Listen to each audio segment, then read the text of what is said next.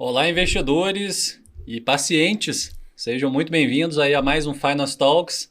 Hoje com um convidado ilustre, Dr. Geoffrey Rezende. Seja muito bem-vindo aí ao nosso bate-papo. Obrigado, Cássio. É um prazer estar aqui. A ideia que você trouxe é muito bacana, que você trouxe dentro de um contexto do seu nicho, né, do mercado financeiro. E a gente veio falar um pouquinho sobre a sua história, sobre o seu tratamento. Para quem não sabe, o Cássio foi meu paciente. Ele tem um case de sucesso não só nas finanças, mas também no tratamento da obesidade. Aí perdeu um bom peso. E aí a gente vai falar um pouquinho sobre esse tratamento e como que isso tem impactado na vida dele. É isso. Se você ficou curioso aí, quer saber quantos quilos eu perdi, quantos pacientes o Dr. Geoffrey já atendeu, vai lançando as perguntas, daqui a pouco a gente responde, né? Vamos falar de muita coisa boa aqui hoje. Dr. Geoffrey, você é uma pessoa super nova, né? Também passou por esses problemas de obesidade, né, na adolescência. Já tem quanto tempo que você já trabalha como médico nessa área? Como é que surgiu essa ideia nesse processo todo de me atender e atender outras pessoas aí no Brasil inteiro? Bom, eu vou fazer 40 ano que vem. Inclusive, estou num projeto que chama-se Quarentão de Respeito, que quero chegar aos 40 na minha melhor versão. Opa, então já vou começar a entrar nesse projeto, viu? Então, eu estou com 40 anos, estou com 16 anos de formado e trabalhando com obesidade há mais de 10 anos. Eu fui uma criança assim que com 8, 9 anos de idade já dava sinais que era o maior da turma, o grandão na época para criança gordinha era bonito, considerado saudável, né? E isso foi se agravando, né? A obesidade infantil ainda é um problema de saúde pública. E aí, durante dos 8 até os 15 anos, quando veio maior a puberdade maior, assim, foi quando eu sofri um novo processo de emagrecimento. Mas nessa fase aí, que é quando os meninos começam a dar um beijinho na boca, que é quando tem aquelas brincadeiras, eu sempre fui uma criança deixada de lado. Então eu não era escolhido para o time de futebol, eu não... E fora que o bullying, que hoje tem esse nome, né? Mas antigamente não, zoeira, todo mundo tinha apelido, o narigudo, o orelhudo, o gordo, o magro, todo mundo tinha um apelido. E naturalmente, então esse foi um processo muito desgastante assim na minha infância e adolescência. E aí eu tomei gosto pelo esporte, comecei a jogar handball com essa idade, 14, e aí realmente meus pais já passavam por esse problema, sempre no efeito sanfona, e aí eu via na batalha da minha mãe dentro de casa e fui pegando um conhecimento nutricional ali dentro do que ela consultava, dentro do que ela falava, e aí estudei medicina.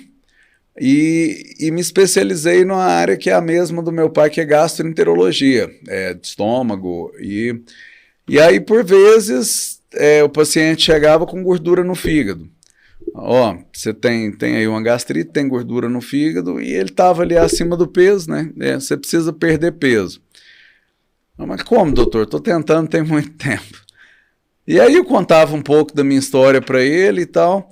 E aí eu fui vendo dentro da minha especialidade como que eu podia ajudar essas pessoas e não simplesmente mandá-las emagrecer, né? Porque isso é muito comum, a obesidade ela traz aí, pressão alta, diabetes, às vezes o paciente está passando em 5 médicos. Foi no ortopedista com dor na coluna, foi no cardiologista com a pressão alta, no endócrino com a diabetes e o problema dele é só a obesidade. Se ele resolvesse esse problema da obesidade, provavelmente aqueles outros todos que eles têm ali, vamos dizer assim, nas costas, era jogado fora. Muito provavelmente é a obesidade quem vem chamando as doenças com ela, porque a pessoa ela é saudável, e aí ela começa com obesidade leve, e aí quando essas doenças se manifestam já num grau de obesidade maior, são chamadas comorbidades. Então, e muitas vezes o paciente vai em cada médico e o médico dá um remédio e fala, você precisa emagrecer. Mas dá um remédio para tratar a pressão, dá outro para tratar o diabetes. E aí não tem esse acompanhamento no dia a dia e as pessoas provavelmente se perdem no meio desse processo como um todo, né? Na verdade, existe uma negação tanto por vários profissionais de saúde, quanto pela população em geral, uma negação que a obesidade é doença. Então, assim, quando a pessoa decide fazer um tratamento comigo, por exemplo, colocar um balão, a família toda aponta o dedo.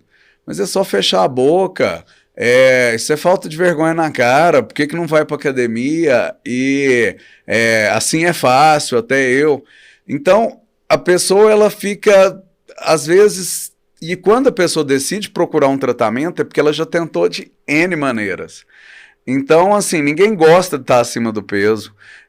Todo mundo sabe as dificuldades que isso traz no dia a dia, em geral.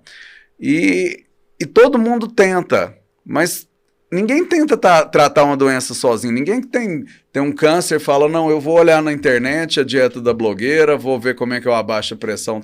Não, ele procura um médico. Sim. Agora, a pessoa, quando quer emagrecer, dificilmente ela vai para o médico de primeira. Entende? Ela tenta fazer sozinha, ainda mais hoje com a internet, com o Google, né? A 2 cliques, as pessoas muitas das vezes se automedicam, né? Tenta seguir uma dieta sozinho, toma lá um monte de remédios, e às vezes aquilo não surte nenhum efeito, né? Existe hoje o apelo fitness, né? A indústria fitness em geral, ela é uma indústria muito rentável, tanto do ponto de vista de suplementos, quanto do ponto de vista de profissionais de saúde, influenciadores digitais. Então, tá tudo interligado, né? Então, assim, muita gente ganha dinheiro com o mercado de emagrecimento sem nem conhecer quem está ali do outro lado. Então, às vezes, a pessoa ela vê um apelo de um suplemento, aí ela gasta dinheiro com um super café, ela gasta dinheiro com termogênico, com promessas. A gente que estuda a obesidade, é engraçado que se nós formos ver recortes de jornal, porque na época não tinha internet, às vezes de 30, 40 anos atrás, já existiam as promessas milagrosas, as pílulas mágicas, e as pessoas, infelizmente, elas estão sempre indo atrás disso. Entende? Que é uma solução rápida, de curto prazo, acha que aquele negócio vai ser milagroso e está resolvido aquele problema, né? Que levaria mais tempo para ser sanado, na verdade. A grande questão é a seguinte, a obesidade ela é uma doença relacionada a hábitos. Se não foi causada por ela, ela é perpetuada por ela. Então, assim, é muito fácil transferir responsabilidades, porque geralmente uma vida aí, libertina e permissiva de excessos durante toda a semana. Todo mundo sabe que um junk food, que um fast food é gostoso, todo mundo sabe que sentar ali e comer uma picanha gordurosa, um frango frito, um milkshake, todo mundo sabe que isso é uma delícia. Dá prazer, é uma ocasião, às vezes, de confraternização.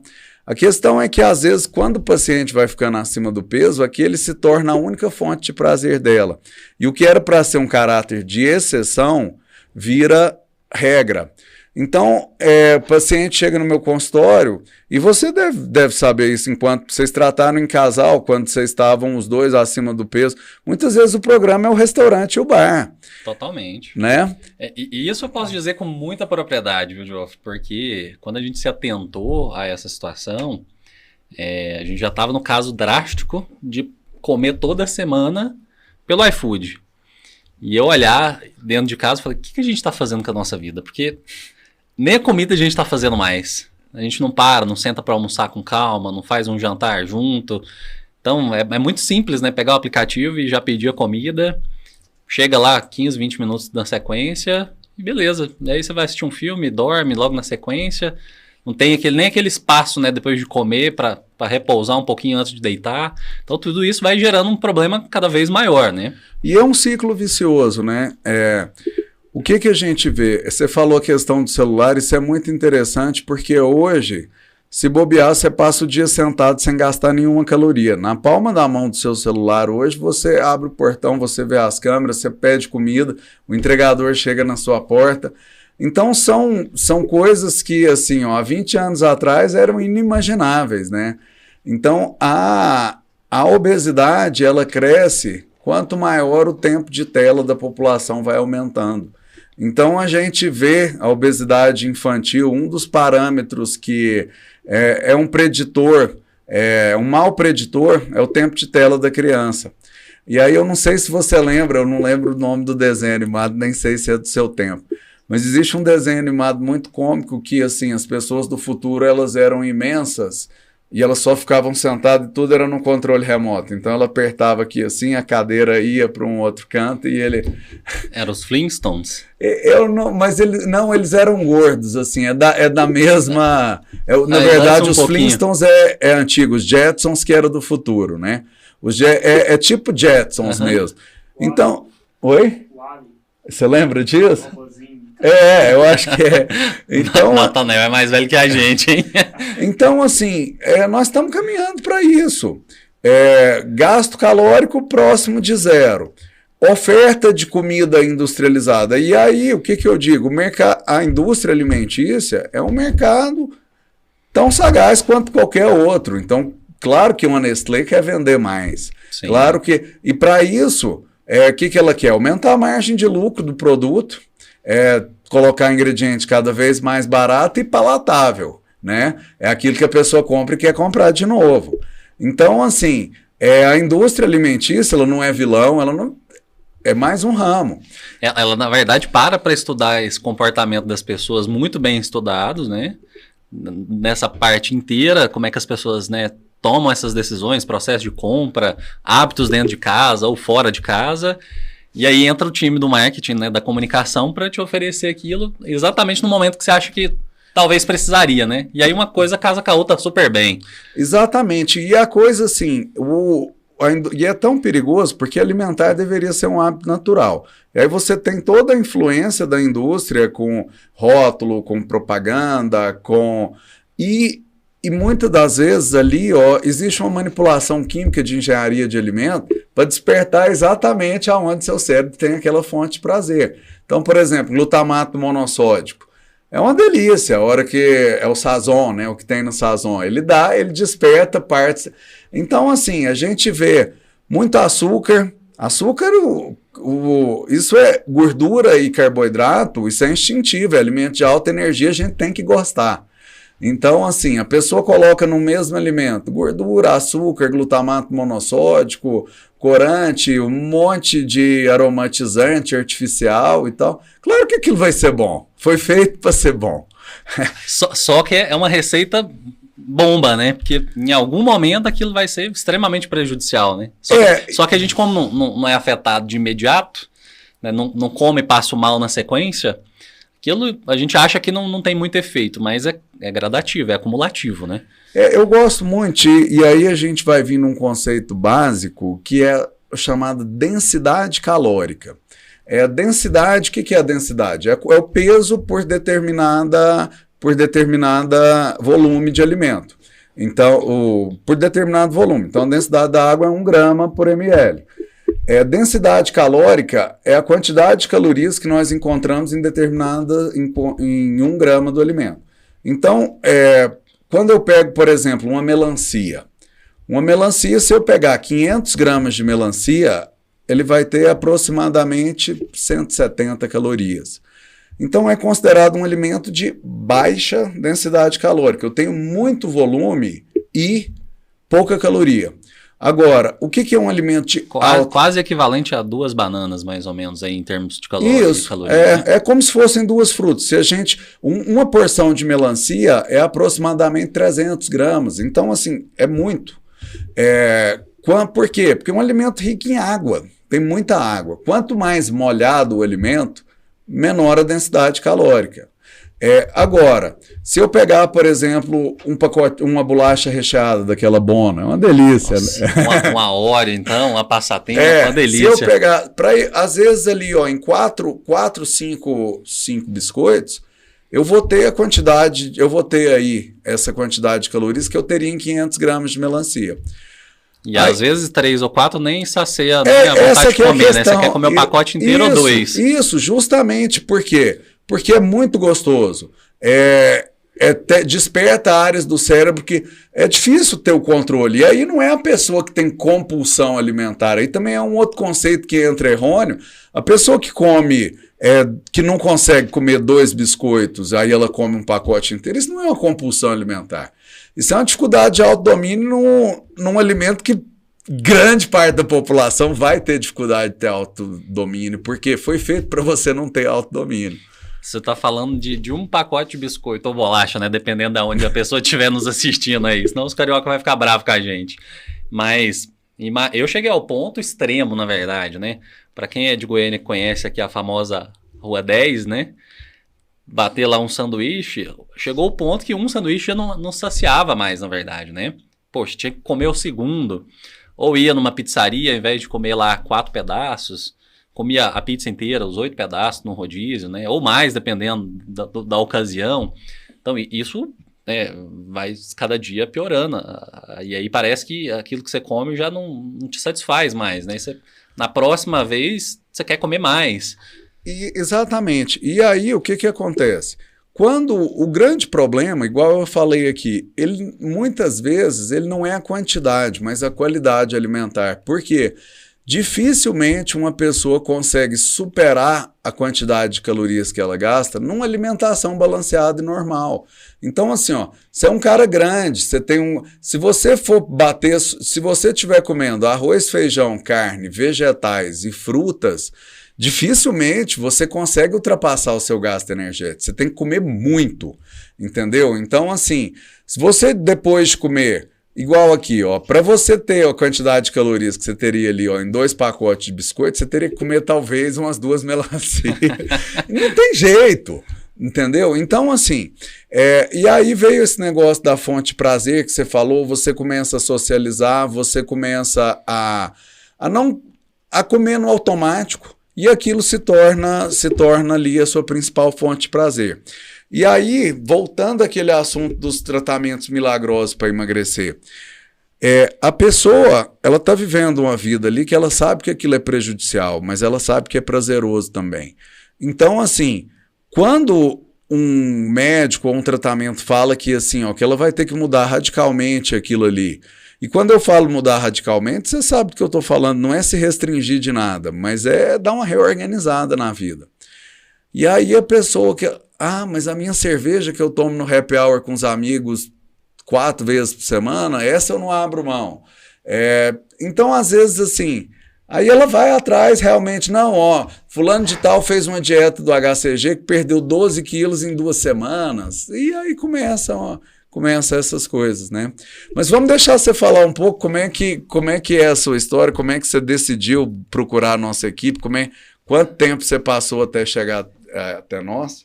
Deixa até, você comentou um pouquinho sobre a infância, eu acho que esse problema, não só comigo, mas com várias pessoas, começa exatamente na infância, né? Eu me recordo, assim, de boas memórias de jogar, de brincar quando era criança, e lá em casa era o contrário, eu era o magrinho e meu irmão era o gordinho, né? E meu irmão hoje é personal, então eu brinco com ele em casa, né, que santo de casa não faz milagre. Então, ele sempre pegou no pé, poxa, vamos treinar, vamos comigo pra academia. E eu olho ele acordando 5 horas da manhã, eu falo, cara, mas acordar 5 horas da manhã pra ir treinar? Mas nem a pau. É engraçado, vou só fazer um parênteses como que o mundo gira, né? Porque o meu círculo de amigos ali da época do colégio, grande parte deles ainda convivem comigo.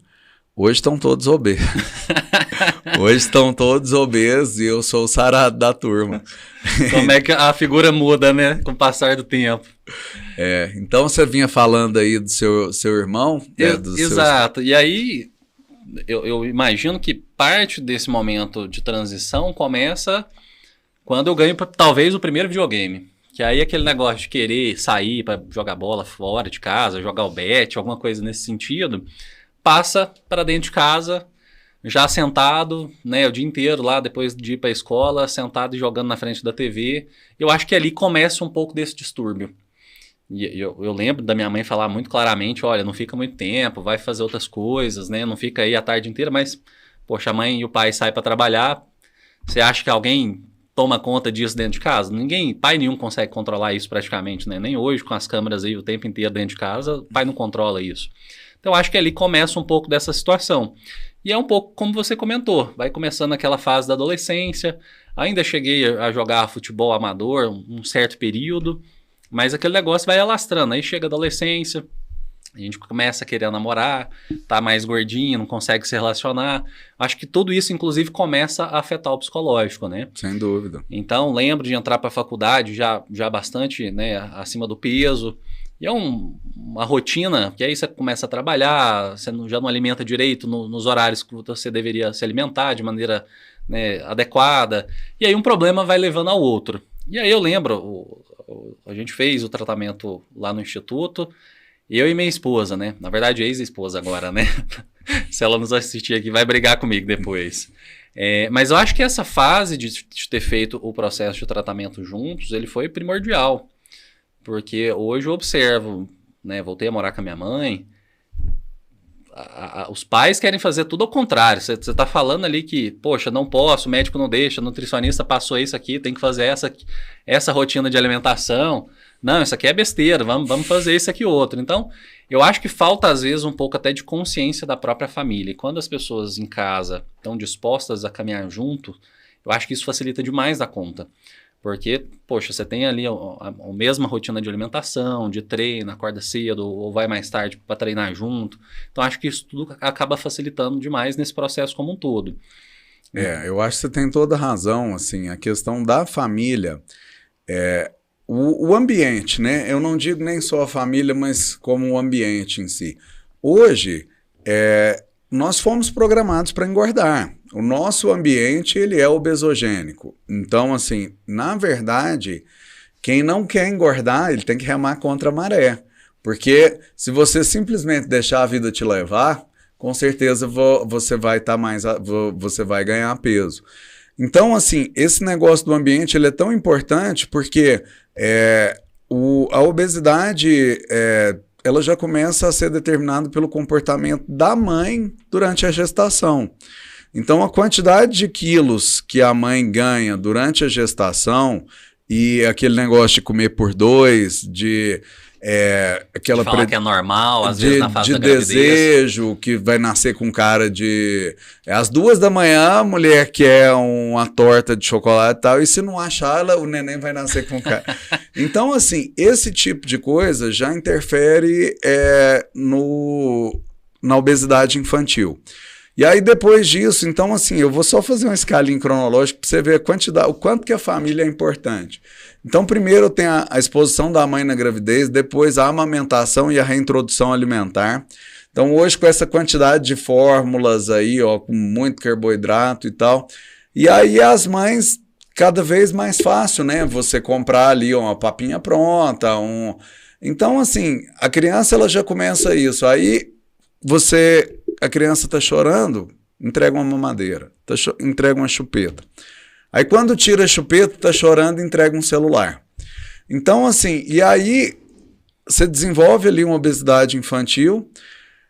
Depois, na idade adulta, depois de instalado, quando alguém começa a treinar todo dia, o pessoal da família chama de bitolado. Quando começa a ter uma balança para pesar a comida ou saber assim... Então, assim, realmente, ou a pessoa ela é criticada por estar acima do peso, ou ela é criticada por estar fazendo alguma coisa. A questão é que, quando ela está fazendo alguma coisa, você é prova disso, você vai contar pra gente. A história de superação, ela se transborda para todos os lados da vida, né? E simplesmente, quando ela só deixa a coisa levar, a saúde vai embora.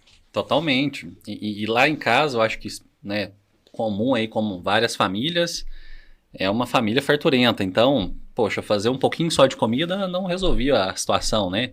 E minha mãe, a gente ia para a chácara e fazia aquelas paneladas, né, para a família inteira. Panela, assim, para 30, 40 pessoas de comida, que você olha e fala, poxa, não faz o menor sentido isso aqui, entendeu?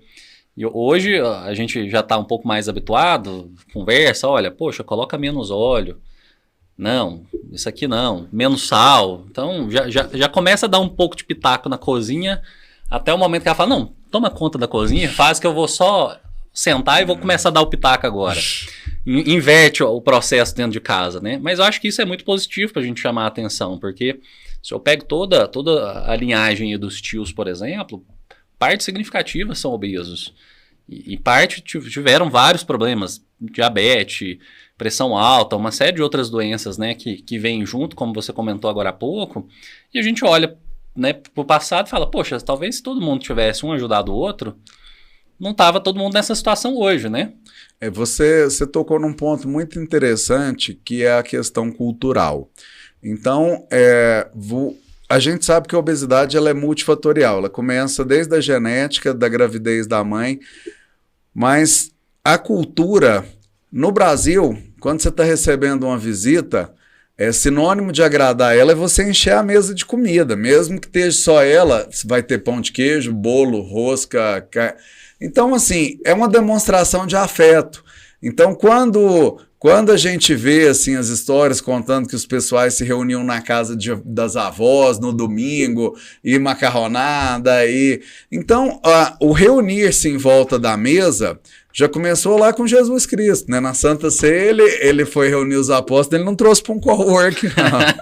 Exatamente. Ele levou... Colocar comida no povo. Ele levou pão e vinho.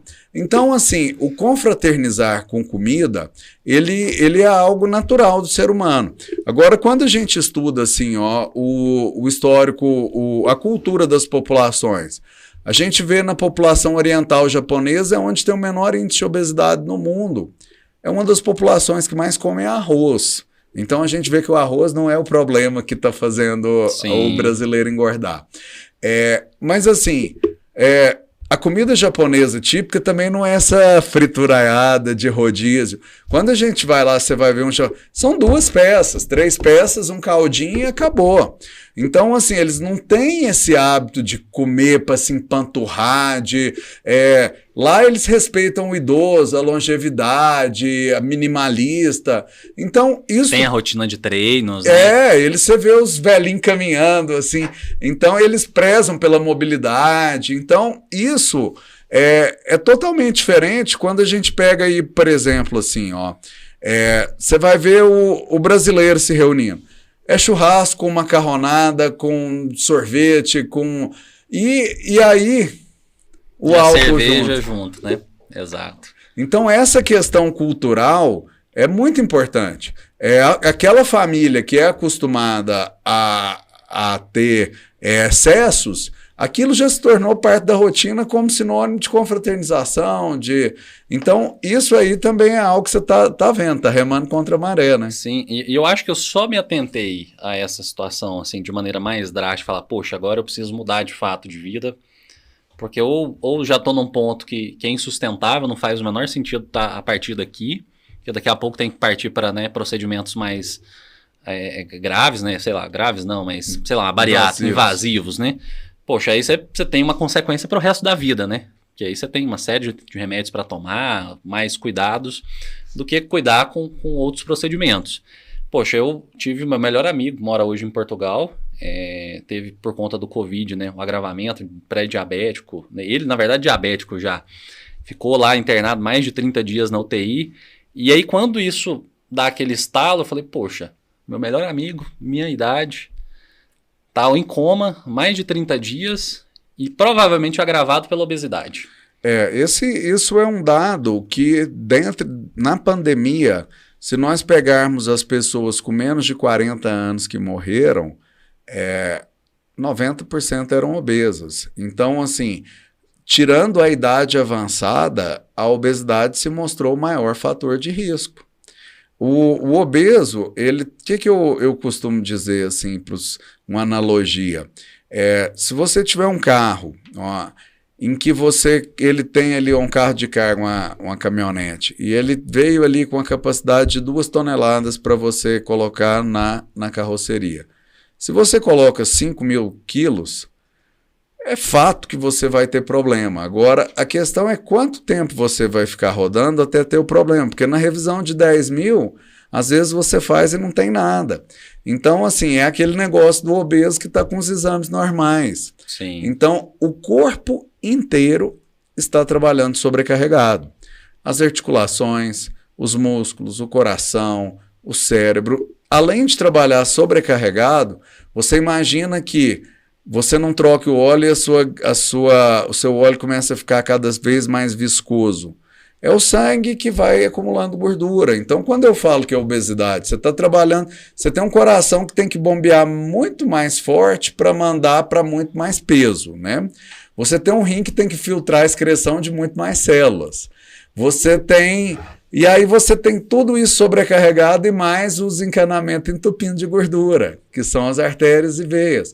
E aí vem derrame, AVC, infarto, e assim, tudo você está sobrecarregado. Então você pega um corpo que está com sobrecarga, que o pulmão está respirando com dificuldade porque a musculatura não levanta o diafragma, não levanta e não abaixa direito. Aí você pega esse organismo que está desse jeito e está com um vírus esquisito lá dentro que gera uma inflamação sistêmica que ninguém sabe muito bem como é que se comporta, que chega no pulmão e trava tudo. Então você imagina, por isso que a obesidade ela é tão grave. Então, assim, quando a gente fala que uma doença, qualquer doença viral, infecciosa, ela é muito mais grave num paciente obeso.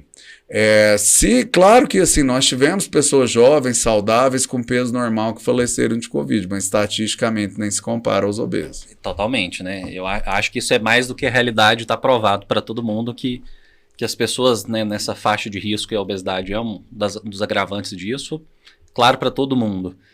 E aí, nesse momento, né, vi meu amigo lá nessa situação e falei, poxa, preciso mudar de vida. Porque ele ainda conseguiu sobreviver. E se não tivesse sobrevivido, como várias pessoas faleceram nesse período todo, né? Então eu falei, poxa, agora olhei para a esposa e falei, vamos para academia, vamos começar a fazer um tratamento. Você estava com quantos quilos? Eu cheguei a 161 quilos. Você hoje está com? 113. Vamos pôr 110 para ficar. Perdeu 51, uma boa ideia. Tá caramba, né? É uma baita diferença. Eu não conseguia, para você ter ideia, Dr. Geoffrey, subir um lance de escada no escritório sem chegar lá em cima cansado. Uhum. Poxa, falar de 10 metros de escada, se for muito. Chegar lá ofegante e às vezes tinha uma reunião, você não conseguir chegar e conversar na reunião sem dar uns 5 minutos de pausa primeiro, tomar uma água, é um negócio muito grave. Então, acho que isso tudo é consequência, né? E aí eu me lembro do período de namoro, do início de casamento. Poxa, saía só para jantar, só para beber. Então, balada até tarde na noite, algumas vezes. Tudo isso, né? O organismo vai ficando pior cada vez mais. Você tocou num ponto interessante que muita gente fala. Eu te perguntei se você não tem filho ainda. Mas eu sou muito procurado. Você está com quantos anos? 32. 32. Eu sou muito procurado, assim, por homens obesos que estão sendo pai pela primeira vez.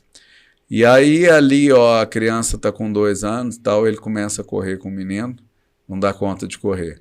Ele precisa abaixar para pegar um brinquedo para a criança, não consegue abaixar. Não consegue amarrar o cadarço. E às vezes roncando à noite que não deixa ninguém da casa dormir. Então, assim, o homem ele não está muito preocupado com a estética a princípio. Então, a questão do apelo, muitas, assim, as mulheres não, elas começam a se sentir incomodadas porque não tem roupa para comprar, não tem... Então, são mais vaidosas do que os homens de forma geral, né? Elas procuram mais cedo. Então, o homem realmente ele vai procurar um médico para perder peso quando ele começa a ver que o negócio está apertando. E é isso aí que você falou, é um lanche de escada, é o cadarço, é a apneia do sono, e aí a pessoa já não dorme bem, já acorda cansado, não sei se... Totalmente, eu já acordava no outro dia parecendo que não tinha dormido, né? Você, poxa, mas eu dormo 10 horas e não resolve o problema. O que está acontecendo, né? Então, é exatamente isso. Acho que o sobrepeso, a obesidade começa a provocar essas situações e aí chega um momento que você fala, poxa, ou eu agora, de fato, mudo totalmente, né, essa mentalidade e vou procurar ajuda e resolvo essa situação, ou, de fato, a consequência vai ser cada vez pior. Então, foi aí que, na verdade, eu comecei, antes de te procurar, né, tem que ser franco aí com todo mundo que está nos assistindo. Inclusive, quero trazer ele aqui para a gente bater um papo depois. Não sei como é que são as visões, né, de tratamento de vocês ainda, mas que é o Dr. Paulo Godoy, que é nutrólogo. Em pouco tempo, eu cheguei a fazer 6 meses de tratamento com ele. Mas hoje, fazendo essa avaliação, parte, inclusive, do efeito sanfona que eu tenho, teve muita relação com momentos emocionais que eu estava vivendo. Então, poxa, às vezes um estresse, um problema na empresa, alguma situação societária ou uma briga dentro de casa, familiar, isso acaba trazendo alguns momentos aí, quem é mais gordinho, tem esse já problema de obesidade, desconta onde? Na comida. Então, não, eu vou comer aqui porque eu acho que dá uma aliviada, me deixa mais tranquilo, eu mereço, vou me sentir bem.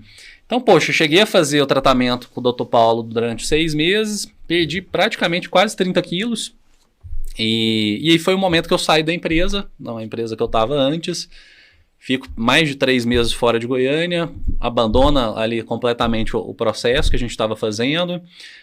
Ainda não me exercitava como exercito hoje, né? Então ia lá 2, 3 vezes para academia, fazer um trabalho mais leve, até com medo, inclusive, na verdade, de lesionar, porque eu já tenho uma lesão no pé antiga, então isso acabaria podendo ser um problema maior ainda. Inclusive tive, na verdade, né? Depois que a gente já estava fazendo tratamento, durante um treino de CrossFit, eu machuquei e fiquei quase 3 meses sem treinar, nesse 1 ano e meio que a gente fez aí o trabalho. Então, e aí eu acho que poxa, passou, eu falei, poxa, mas tinha vários remédios, o tratamento estava ficando, né, mais oneroso, e aí não era só eu, era eu e a minha esposa, né? Eu falei, poxa, vou buscar uma segunda alternativa. Foi quando a gente conheceu o processo com balão. Eu falei, poxa, eu não quero fazer o processo de bariátrica, tem alguns amigos, né, que fizeram a bariátrica, sofrem ainda até hoje as consequências. Falei, poxa, antes de pensar um negócio tão invasivo assim, vamos pesquisar como é que é esse processo do balão. Vamos tentar entender um pouco mais se tem risco, se não tem. Foi aí que a gente conheceu o seu instituto, né? Extremamente bem recebidos, poxa, com informação ali completa, não precisou nem dar uma googada, né? Vou procurar no Google tudo. Não, primeira conversa que a gente já teve, muita coisa já de informação completa, e aí a gente já foi para a primeira consulta sabendo um monte de coisa, né? Já sabendo o que perguntar na consulta de fato, né?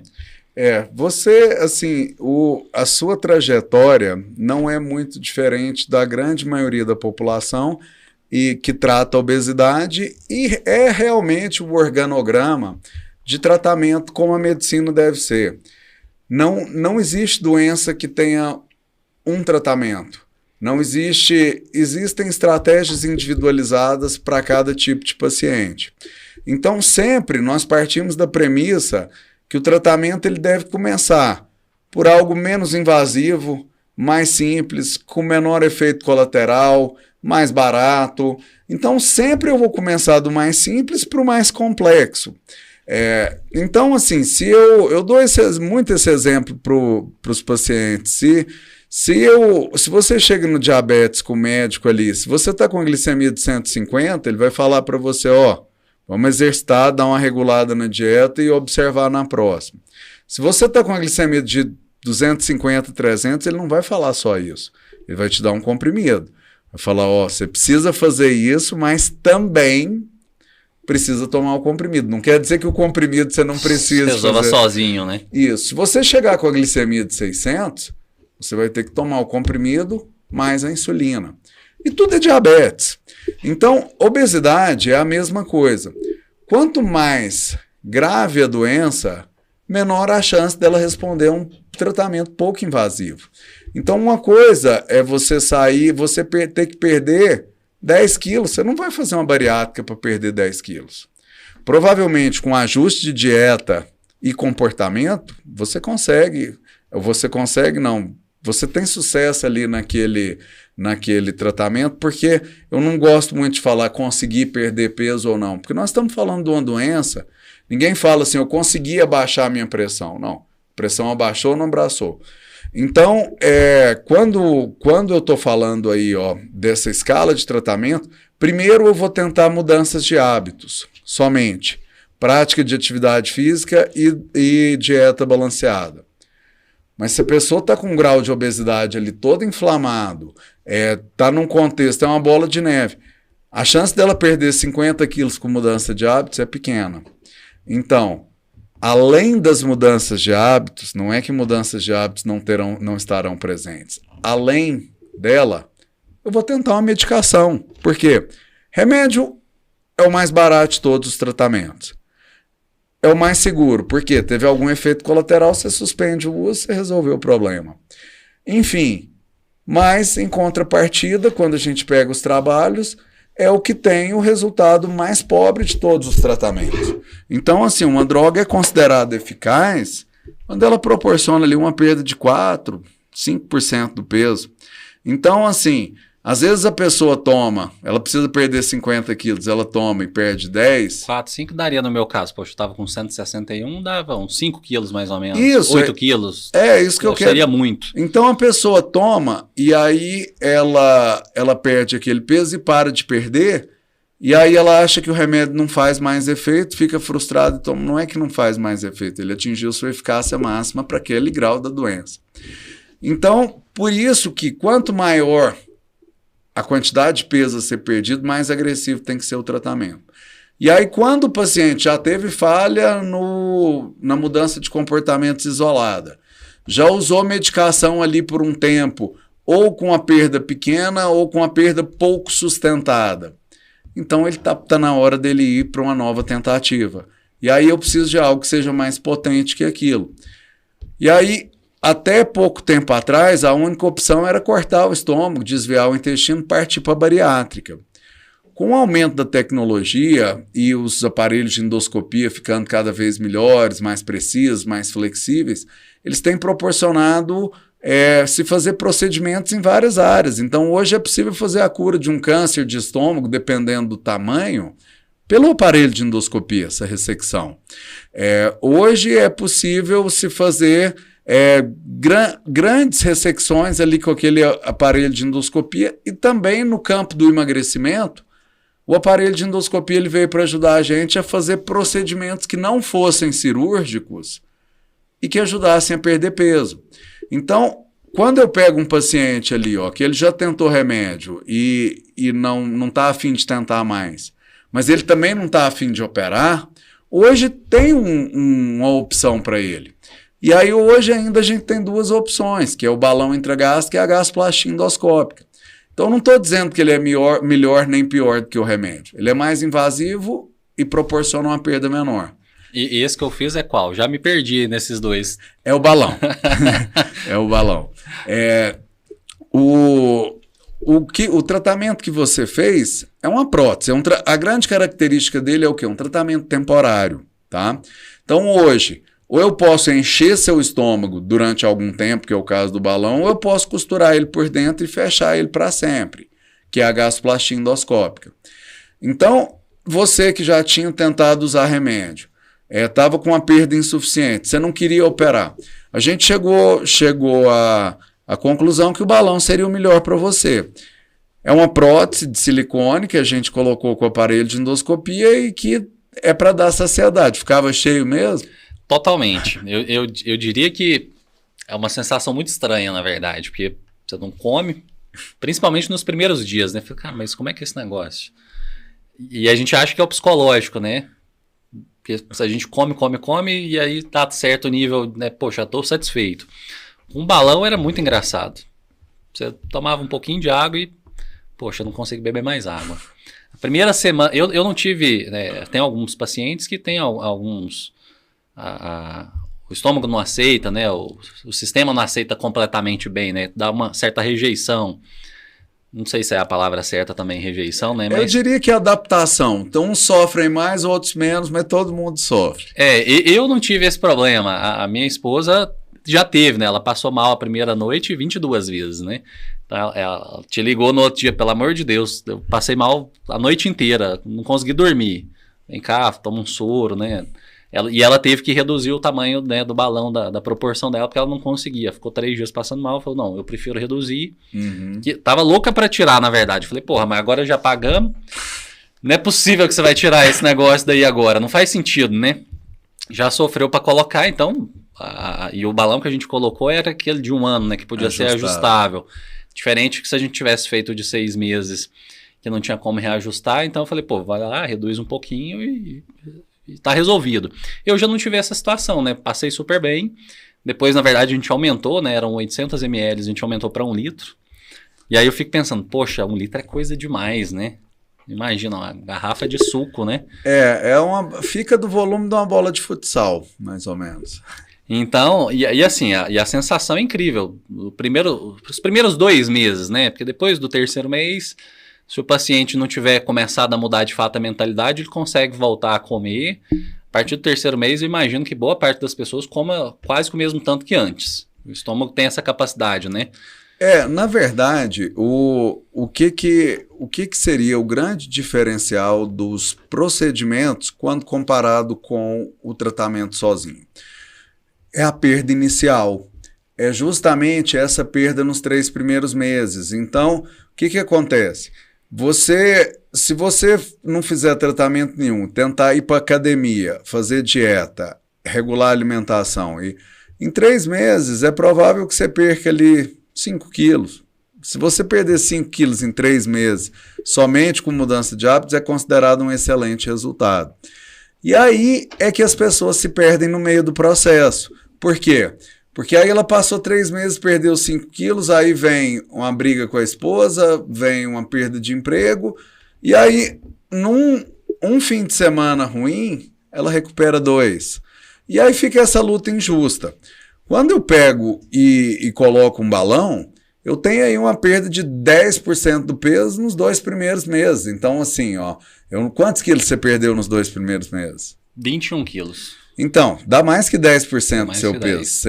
Então, assim, é essa perda inicial que deveria motivar o paciente para que ele continue num ritmo um pouco mais lento, com certeza, mas ele vai continuar perdendo até que a soma dos 12 meses vai proporcionar para ele uma perda legal.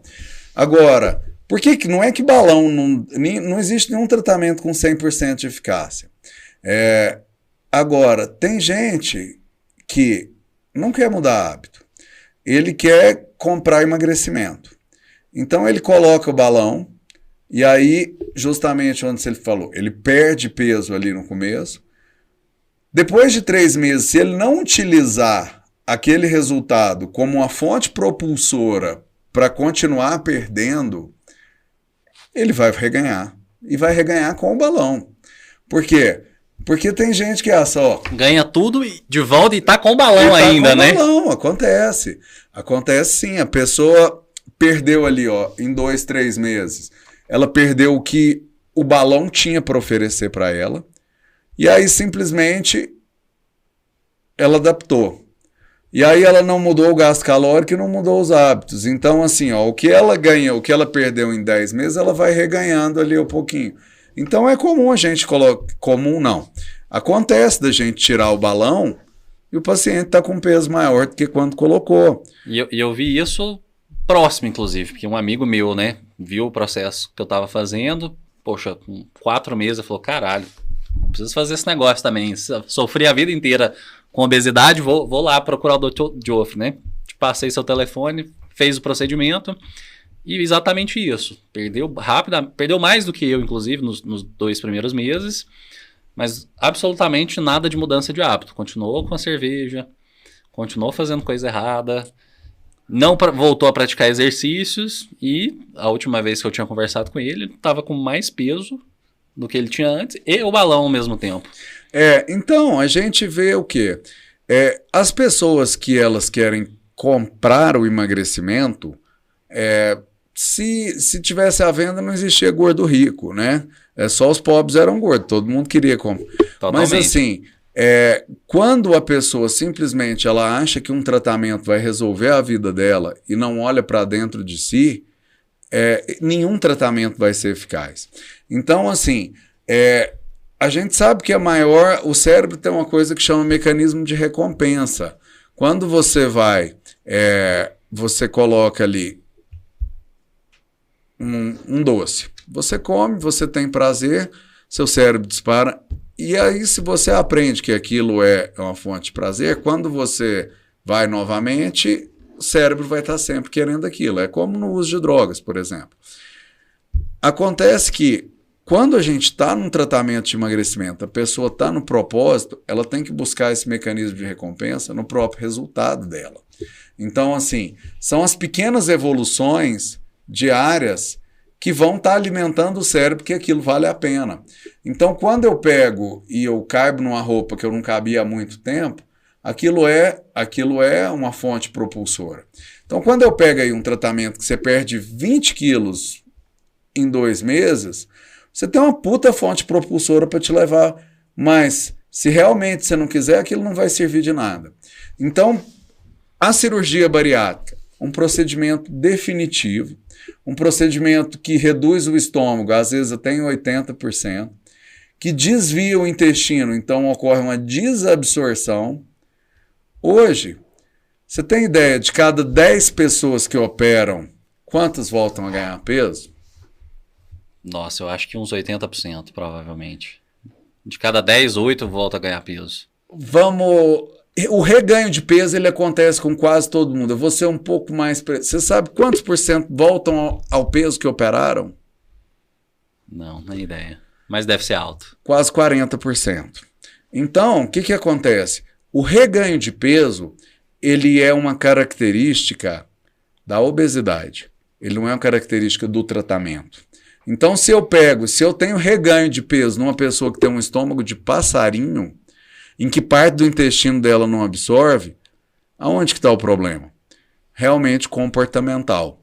E aí, o pessoal fala, não adianta operar se não operar a cabeça, não adianta pôr um balão se não fizer isso. Muitas vezes, a gente morre sem mudar a cabeça em muitas coisas, né? O tal do cabeça dura. Totalmente. Agora, com relação ao peso corporal, hoje acredita-se que uma terapia em conjunta seja o mais adequado, em que eu não vou conseguir fazer psicoterapia a vida toda para conseguir mudar todos os meus gatilhos mentais que me fazem comer em excesso para depois eu começar a emagrecer, para depois eu pensar. Muitas vezes eu preciso de um procedimento. O cara está cheio de doença, ele está com diabetes, teve um infarto, aí vamos mandar ele ficar fazendo terapia, ele está cheio de comorbidade. Então, eu preciso de um tratamento que traga a doença para o seu controle, igual uma insulina. Eu preciso jogar a insulina na veia para diminuir a glicemia, senão o cara vai morrer. Na obesidade, eu preciso ir lá e cortar o estômago e desviar o intestino, senão ele vai morrer de outra coisa. Tá? Então, assim, a cirurgia bariátrica, ela é um tratamento eficaz, é um tratamento que, ao meu ver, quando a pessoa está cheia de comorbidade, ela não tem muito tempo, ela não tem muita escolha, então vale a pena a tentativa. Agora, no seu caso, se você tivesse ido direto para a bariátrica hoje, algum tempo atrás, hoje você estaria aí com a sua anatomia gástrica toda alterada, você teria que fazer reposições vitamínicas, Isso é ruim. Para as pessoas que estão ali cheias de comorbidades, é melhor ela tomar uma vitamina do que tomar 10 remédios de pressão. Agora, uma pessoa jovem ali, com menos de 30 anos, que tem a oportunidade de fazer um tratamento conservador, eu acredito que você fez a escolha certa. E nada te impede no futuro de você ter um puta reganho e você optar pela bariátrica naquele momento. Entendeu? Então não existe tratamento ideal, existe o melhor tratamento para o grau da doença naquele momento. Eu acho que você até tocou num ponto bacana, Geoffrey, que às vezes a gente fica olhando, né? Que é olhar o custo-benefício, né? Poxa, será que eu gasto um dinheiro aqui com esse tratamento, ou eu faço aquele outro? De fato não é um tratamento tão barato assim, né? Tem que despender um pouco de dinheiro. Eu diria que, sei lá, daria quase 10 anos de academia aí, dependendo da academia low cost que você treinar, muito próximo disso. E aí meu irmão foi um exemplo desse dentro de casa. Porra, pra que você vai fazer esse negócio de balão se dá pra pagar 10 anos de academia? Falei, cara, eu tô doente, eu preciso ou faço agora a intervenção, ou esse negócio vai ficar cada vez pior. Então, vamos resolver o mal pela raiz? Vamos gastar um pouco de dinheiro aqui. E aí eu acho que essa motivação de perder logo uns 20 e poucos quilos nesses 2 primeiros meses foi sensacional. Porque eu já tinha começado a rotina de treinos, mais leve, mas estava já mudando isso de maneira gradativa. E a hora que veio a perda dos 20 quilos, eu falei, pô, agora o negócio embalou, agora vamos. Então, e aí é uma situação, poxa, cada 5 quilos que você perde, porra, mas dá para perder mais 5. E aí eu lembro que a penúltima consulta que a gente tinha feito, o balão ainda estava com 800 ml, faltava acho que 2 meses, 3 meses para acabar o prazo. E aí você falou, Cássio, ainda dá para fazer seu ajuste. Dá para dar aquele gás na reta final, né?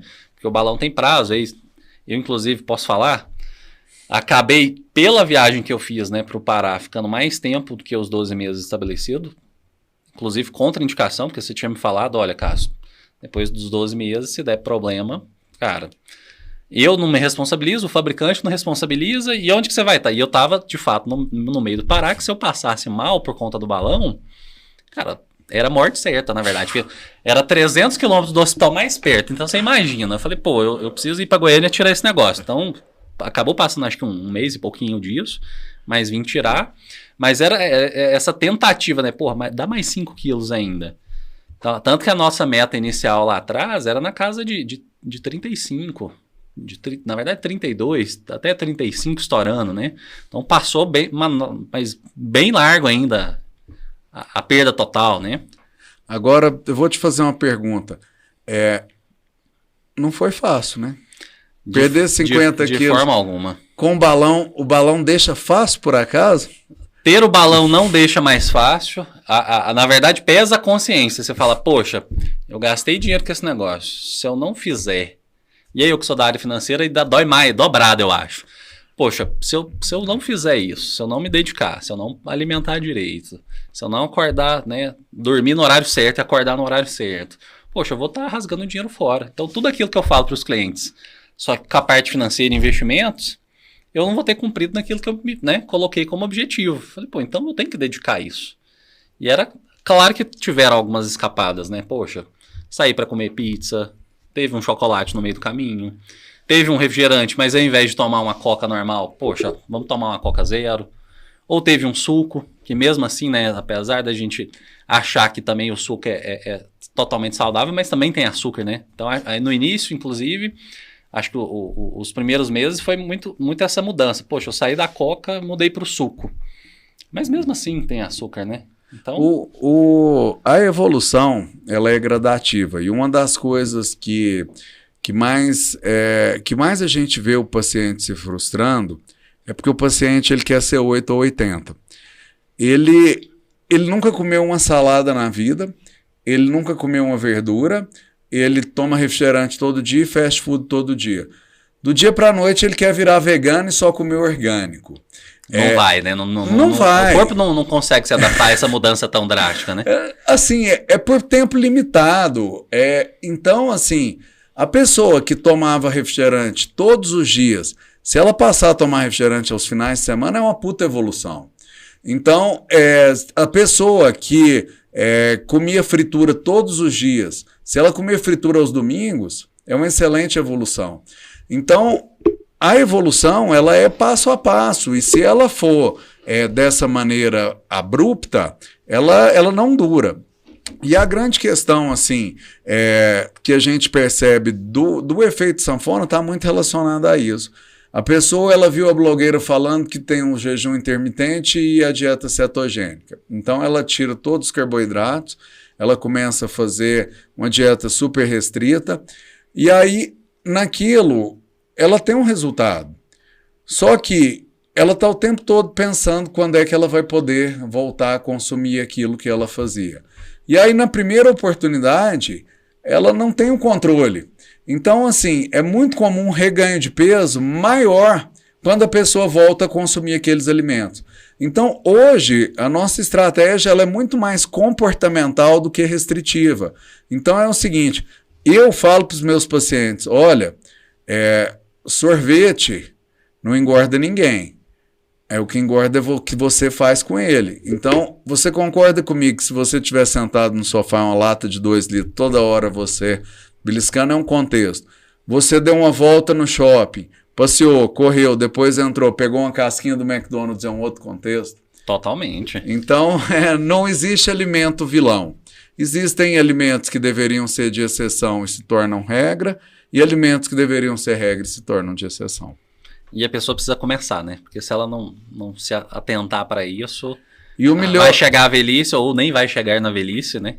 Vai morrer cedo mesmo.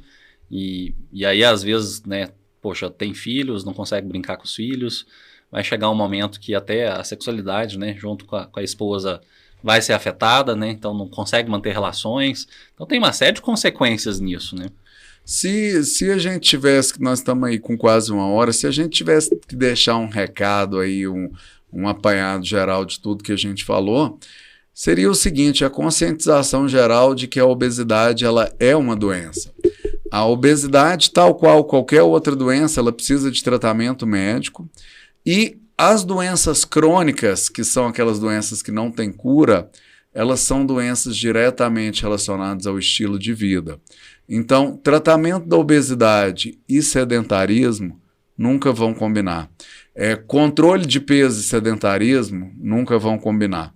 E eu não digo alimentação, eu não falo nem de alimentos, eu falo de permissividade, libertinagem. Então, assim, não é uma picanha com gordura que faz mal, é o rodízio. É o rodízio que a pessoa vai e se entope de comida. Então, assim, você pedir um corte ali ó, de 200 gramas ali com uma refeição normal, aquilo não vai te fazer mal. Então, assim, não é a gordura, não é o doce, não é a fritura. É o contexto geral em que você está inserido. Então, a melhor coisa que você tem a fazer, tomar consciência de que é uma doença, procurar uma equipe médica capacitada, seja da especialidade que for, endócrino, nutrólogo, cirurgião, você tem que dar o primeiro passo. E aí você está seguro com a equipe que está te procurando e fazer a sua parte. E dá para começar a educar as nossas crianças lá na base? Você que tem, né, 2 filhas, então como é que os pais que estão nos assistindo ou estão pensando agora nessa fase da paternidade ou da maternidade em educar esses filhos melhores? Olha, isso é brilhante o que você colocou aí, porque eu creio que no Brasil, uma das coisas que deveria ser implementada na escola é a educação nutricional. Então, assim, hoje é muito comum um adulto, às vezes até num grau socioeconômico e num grau cultural até elevado, mas que ele não sabe o que é um carboidrato, uma proteína e uma gordura. Ele não sabe o que é uma densidade calórica, como que compõe uma refeição, como que... E assim... E isso lá dentro de casa, a primeira coisa é o seguinte: quando ainda não está entendendo, alimentação mais natural possível, fruta e vegetal à vontade. Alimento processado e ultraprocessado deve ser caráter de exceção.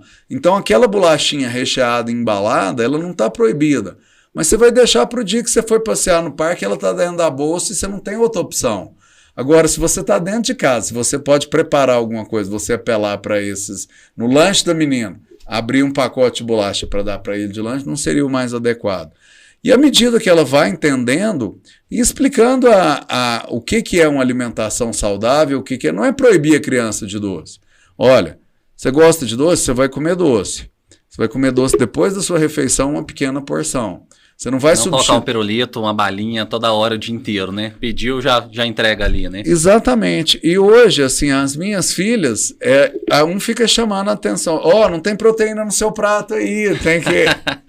já estão super educadas, né, com essas coisas. Já. E acha que corta o mal pela raiz? Não leva as crianças no supermercado, por exemplo? Porque aí a indústria, né, alimentícia que a gente citou agora há pouco é mestra nisso. A embalagem bonita, brilhante, é chamativo... Não, ou não é saudável cortar isso sem trazer essa pegada de educação? Eu acho que assim, tudo que se torna proibido e escondido é melhor, porque a informação ela vai estar em todo lugar. Então, assim, hoje tem os canais no YouTube que as crianças assistem e tal. Como que eu faço com as minhas filhas? Você vai ao mercado com o papai, você vai poder escolher uma coisa. O que você quiser, você vai escolher, mas vai ser uma coisa.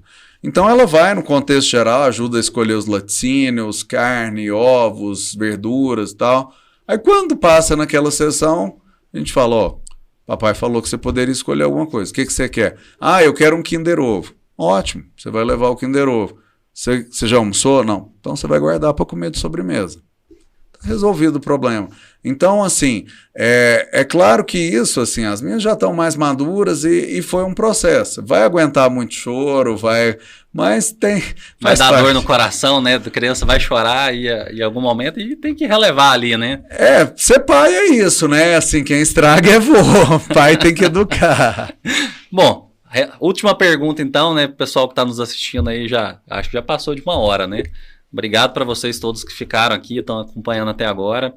Doutora Ana não pôde vir hoje, né? Passou mal aí durante o atendimento, mas pediu desculpas e a gente vai marcar um bate-papo com ela depois, falar mais específico, né, da parte nutricional, do planejamento de alimentação, tudo que a gente fez nesse período.